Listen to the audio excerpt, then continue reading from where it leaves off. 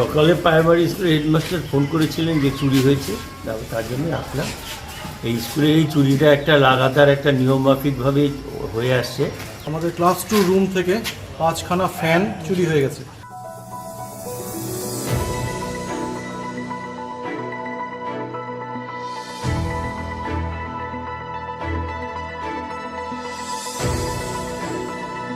বিদ্যালয়ের প্রায়শই চুরির ঘটনায় শনিবার চাঞ্চল্য তৈরি হয়েছে শহর জলপাইগুড়িতে।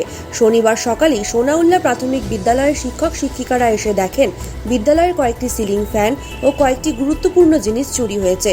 এরপর তারা দেখেন জানালা ভেঙে হাই স্কুল ও প্রাথমিক বিদ্যালয়ের ফ্যান চুরি করে নিয়ে গিয়েছে চোরের দল। যেই ফ্যানটি চুরি হয়েছে সেটি ছিল ছাত্রদের মিড ডে মিল ঘরের ফ্যান। পুলিশকে বারবার জানানো হয়েছে এখানে কয়েকজন নেশাগ্রস্ত যুবক এই ধরনের কাজের সাথে যুক্ত। যদিও পুলিশ এর আগে চুরির জন্য কয়েকজনকে ধরেছে, কিন্তু আবারও এই ঘটনা ঘটল এই বিদ্যালয়ে। শিক্ষক থেকে কাউন্সিলর পুরো ঘটনার জন্য চিন্তার মধ্যে দিয়ে কাটাচ্ছেন সকলে, কারণ একটি শিক্ষা প্রতিষ্ঠানে বারবার চুরি হওয়ার পর আজ পর্যন্ত কোনো সুরাহা কেন হলো না তাই নিয়ে প্রশ্ন উঠছে। সকালে প্রাইমারি স্কুলের হেডমাস্টার ফোন করেছিলেন যে চুরি হয়েছে, তার জন্যই আসলাম। এই স্কুলে এই চুরিটা একটা লাগাতার একটা নিয়মমাফিকভাবে হয়ে আসছে। কেননা এই চুরি যারা করে তারা ওই অ্যাকচুয়ালি এই ফ্যান ট্যানগুলি চুরি করছে। ফ্যানের তো চুরি করার উদ্দেশ্য না, ওই কয়েলগুলি, তামার জিনিসপত্র, লোহা, এই সমস্ত সংগ্রহ করে এরা বাজারে বেচে অ্যাডিক্টেড ছেলেপেলেরাই করে। এরাকে বহুবার আমরা থানার কাছে হ্যান্ডওভার করে দিচ্ছি। ওখানে বড়িপাড়ার থেকে আমরা দলবদ্ধভাবে চোরকে ধরে থানার হাতে হ্যান্ডওভার করে, থানারও কিছু করার নাই। চোরকে আর কতদিন রাখবে থানাতে? 2 দিন 3 দিন পরে অটোমেটিকভাবে একটা কিছু করে ছেড়ে দেওয়া হয়। পুলিশ আসছে, কিন্তু পুলিশ আসলে আর যাওয়া আসার মধ্যেই এটা তো থাকবে।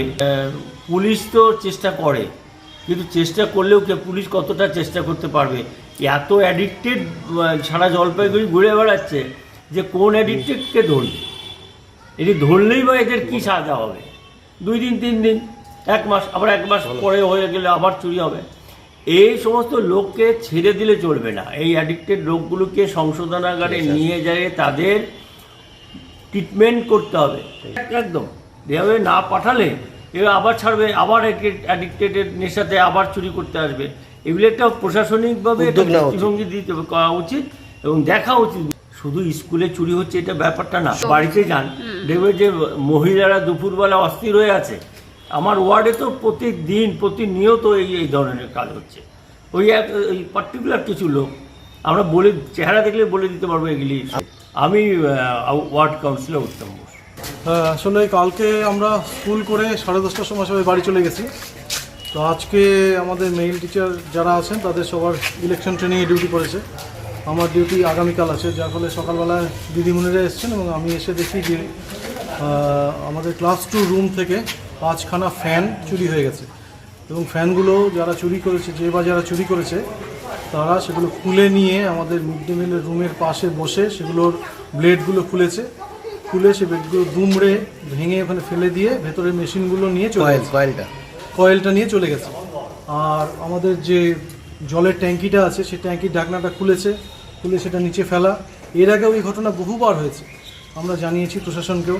আর সাথে হাই স্কুলের হলরুম থেকে ওই একইভাবে 4খানা ফ্যান চুরি হয়েছে, আর একটা টেবিল ফ্যান। আর এই স্কুল রুমের, হাই স্কুলের যে কমন রুমটা, সেটা কমন রুম হচ্ছে কেন, হল রুমের জানালাটা ভেঙে সেখান দিয়ে ওরা ঢুকেছে।